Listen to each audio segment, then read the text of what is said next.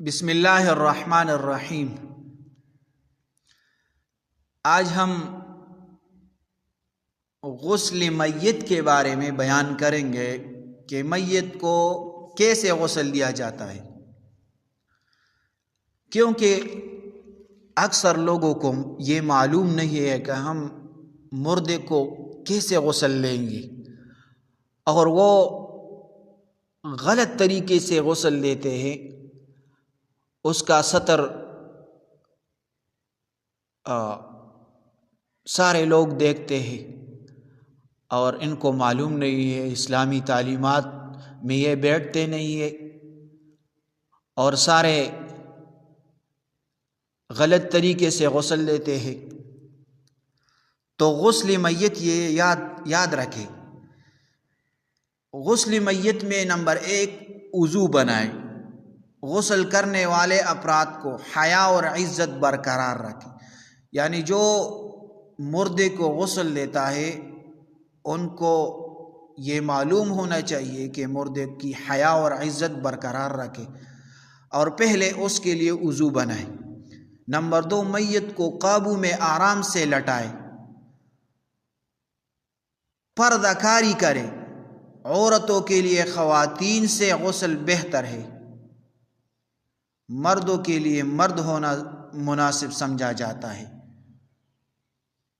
Number 3 پہلے نیت کرے، غسل میت کرنا، پھر بدن کو 3 بار پانی سے دھوئے، پہلے سر، پھر دائیں جانب، پھر بائیں جانب۔ اگر خون یا نجاست ہو تو وہ نکالے اور صاف کرے۔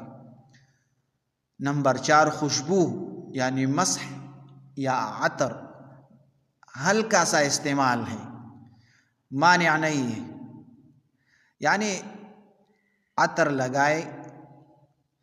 بعض مذاہب میں بعد از غسل مسح لگائے جاتے ہیں، یعنی عطر لگانا جائز ہے۔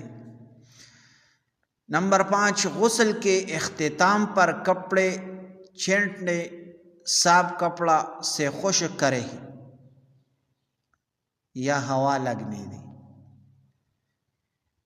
یعنی غسل کے اختتام پر کپڑے چھینٹنے، صاف کپڑا ہو اس سے خشک کرے یا ہوا لگنے دے۔ نمبر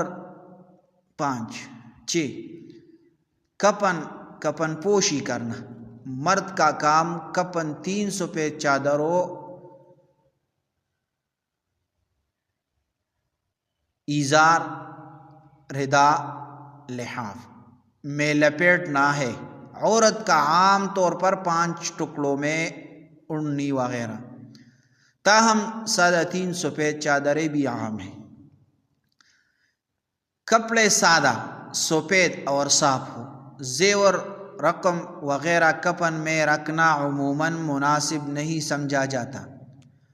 میت کو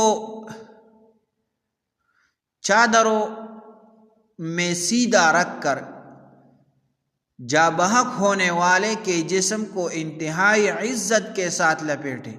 ہاتھ سینے پر یا بدن کے اطراف رکھے جاتے ہیں۔ چادروں کو ہلکے بندھن سے باندھ دیا جاتا ہے، سخت یا تکلیف دہ بندھن نہ کرے۔